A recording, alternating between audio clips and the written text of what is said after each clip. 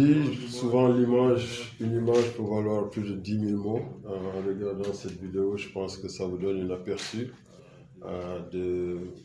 du tip-off de la 4e saison de la Basketball Africa League avec cette nouvelle conférence de Kalahari à Pretoria. Jouer en Afrique du Sud nous a ramené, comme on dit, un full circle sur l'Afrique du Sud, comme vous le savez. C'est un pays où beaucoup de nos initiatives de la NBA Afrique se sont déroulées. Tout commencé il y a très longtemps. Je pense en 1993, pour une visite du commissionnaire de l'époque, David Stern, avec Alonzo Mourning, Patrick Ewing et Dikembe Mutombo. Ils avaient rencontré le président Mandela, et puis il était retourné en 1994 lors de la cérémonie d'investiture du président Mandela. Le Basketball Without Borders, Africa Camp qu'on a lancé là-bas en 2003, le bureau qui a été ouvert en 2010 en Afrique du Sud, les 3 matchs de l'Africa Game en Afrique du Sud. C'est un pays où vraiment on a mené beaucoup d'activités. Et pour nous, c'était un énorme plaisir de voir tout ça se manifester dans le Sunbelt Arena, à guichet plein, tous les matchs de week-end, avec une ambiance du jeu sur le terrain, de la compétition. Le fils de Rabat qui termine premier là-bas avec le Petro de Luanda qui ont gagné leur ticket pour aller à Kigali. Comme vous le savez, cette nouvelle saison, avec 3 conférences, les 2 premières équipes se qualifient directement et les 2 meilleures 3e places qui finissent sur la 3e place se qualifient. Les Cape Town Tigers qui ont fini 3e dans leur poule vont attendre de voir le reste des compétitions. On a joué 6 jours de match, plus de 25 000 spectateurs ont rempli les salles par jour de match.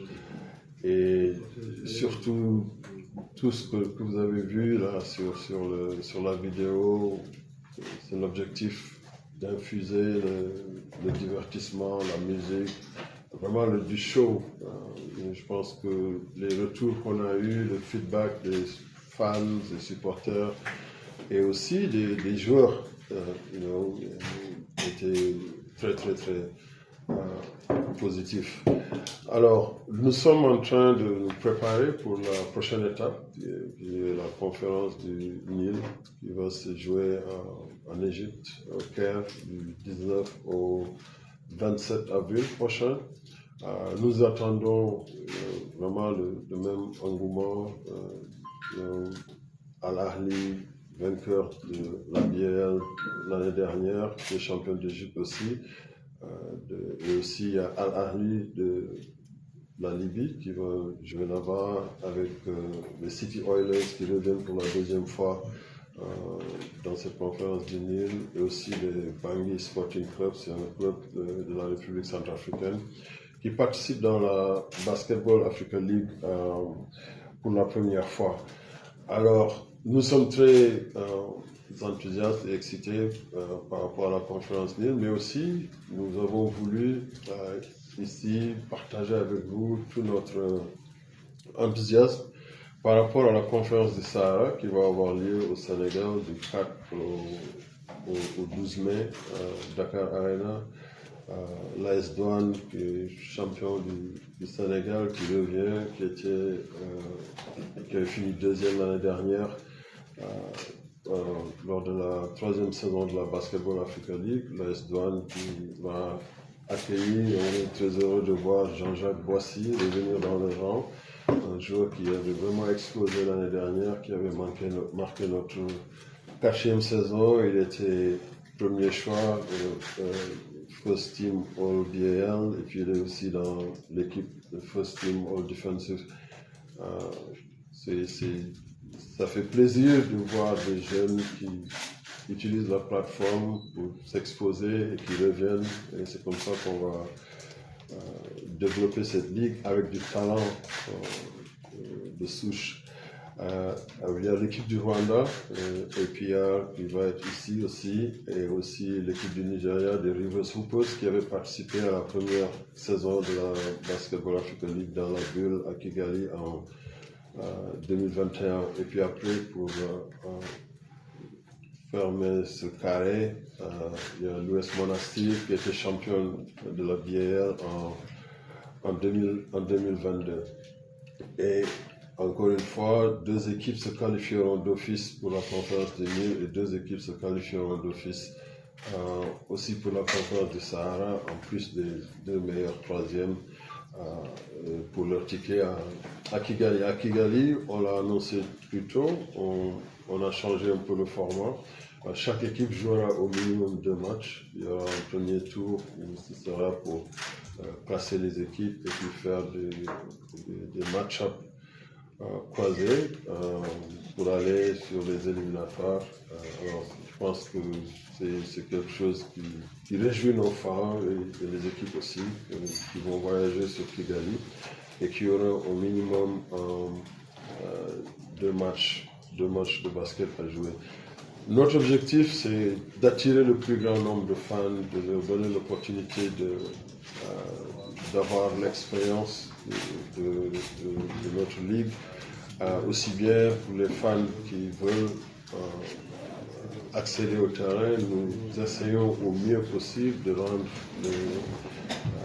les coûts des tarifs des billets très accessibles au public. Nous avons commencé la vente de nos billets pour la Sahara Conference depuis quelques semaines et nous exhortons les nombreux fans de basket à commencer à s'organiser, à acheter le ticket. Il y en a pour 2500 francs et même à 1600 pour ceux qui veulent acheter des tickets de groupe.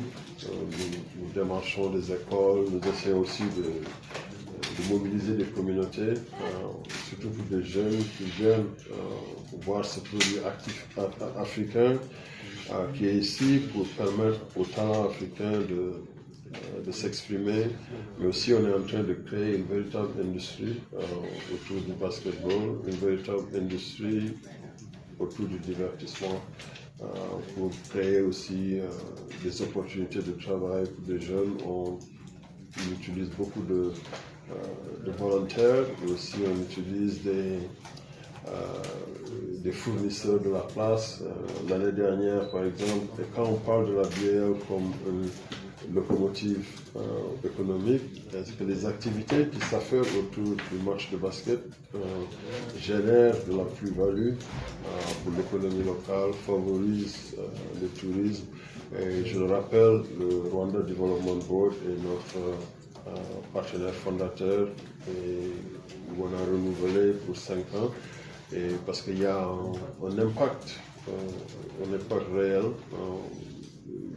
Les touristes qui viennent, les finances sont devenues une véritable destination. Des milliers de gens voyagent de partout, de travers le continent africain, et surtout de la diaspora aussi, pour converger à Kigali. Et c'est ce qui commence à se passer aussi au niveau de ces matchs, de ces compétitions de poule. À Pretoria, on a eu beaucoup de visiteurs. Et ici au Sénégal, on attend aussi du monde. L'année dernière, pour vous donner juste un aperçu de l'impact économique, 3 milliards de francs CFA ont été dépensés directement par notre ligue, les équipes, dans différents domaines d'activité, l'hôtellerie, le transport, la restauration, les médias, les fournisseurs d'Internet, etc. Alors, la Ligue est fière de revenir au Sénégal pour la 3e année consécutive à Dakar Arena, une infrastructure de niveau mondial. Et on espère vraiment remplir avec des passionnés de basket du Sénégal à cet héritage. Et je suis persuadé que les supporters vont se déplacer nombreux. En tout cas, notre équipe travaille d'arrache-pied pour sensibiliser aller dans les différentes écoles, des équipes de basket, travailler avec la Fédération sénégalaise de basketball pour que cette fête vraiment soit réussie. On a eu un super entame de la saison avec le Kalahari Conference. Ceux d'entre vous qui étaient là peuvent témoigner vraiment de l'énergie qu'il y avait dans la salle. Et ceux d'entre vous qui étaient ici l'année dernière, je pense que c'était le dernier match de l'AS Douanes l'année dernière contre l'US Monastir. C'est ce genre de climat qu'on veut vraiment maintenir tout le long de l'événement. L'innovation ici, c'est que l'équipe locale joue tous les jours de match. On a 6 jours de match. Et l'équipe de l'AS Douanes jouera chaque jour de match. C'est pour nous une manière d'essayer de maximiser l'opportunité d'attirer ce public local, mais aussi il y aura des supporters d'autres équipes qui commencent de plus en plus à se déplacer pour venir soutenir les efforts que nous sommes en train de consentir. Mais pour ceux qui ne pourront pas accéder à Dakar Arena, nos matchs, encore une fois, seront diffusés dans 214 pays et 17 langues, dont notre Wolof national. Les matchs pourront être vus dans un assortiment de chaînes publiques et de chaînes payantes aussi dans la chaîne YouTube de la BAL, dans l'application NBA.com, aussi notre website bal.nba.com. Et puis aussi, je suis sûr que je ne vais pas parler pour Adama et nos autres partenaires ici dans le pays, mais c'est sûr qu'ils vont annoncer le moment venu, le cadre où ces matchs seront distribués. Notre ligue est là pour vraiment exposer et exprimer l'excellence en Afrique dans tous les domaines. Et nous vous remercions encore une fois, vous les membres des médias, pour votre soutien constant. À Pretoria, nous avions abrité pour la première fois un sommet des médias, parce que ce que nous cherchons à faire, c'est de développer tout l'écosystème. Mark Spears, qui est un Hall of Fame reporter, qui écrit pour ESPN et NBA Today, était là. Il a partagé son expérience avec des collègues à vous qui sont venus de différents pays, évidemment de l'Afrique du Sud aussi. Et nous allons essayer de multiplier ce genre d'activité. Et aussi, nous avons célébré le mois de la femme. Le 8 mars, nous avions organisé, comme on le fait depuis 2021, on avait lancé le programme BL for Her ici, à Dakar Arena. Cette activité va continuer à engager, à aller ouvrir l'industrie du sport aux filles et aux femmes, encourager les jeunes filles à participer au basketball, mais surtout aussi à rêver de pouvoir travailler dans l'industrie du sport. Nous avons un programme que nous avons lancé, notre BL Future Pro, où nous avons 12 jeunes professionnels qui sont en stage ici en ce moment. Ils suivent différentes branches de nos activités. Ils travaillent avec les leaders des différents départements, que ce soit au marketing, en communication, business development, basketball operation, merchandising, etc. Ils sont là du Sénégal et c'est des gens qui vont tout le long de la saison avoir cette expérience pratique. Et puis, je pense que ça leur ouvrira des portes. Et c'est pour nous aussi une manière d'essayer de préparer du talent à absorber, parce qu'avec nos grandes ambitions de construire l'une des meilleures ligues de professionnels de basketball au monde, il nous faudra de l'expertise et de l'expertise locale. Voilà, très enthousiaste et très bon faire le mois de Ramadan à ceux d'entre vous qui jeûnent. Vivement le 4 mai prochain pour la Sahara Conference, où nous espérons vous voir nombreux. Puis, en attendant, Edwin et son équipe, Marie-Pierre, nous sommes là, disponibles pour répondre à des questions, aussi à fournir de plus amples informations avant l'entame de nos salles conference.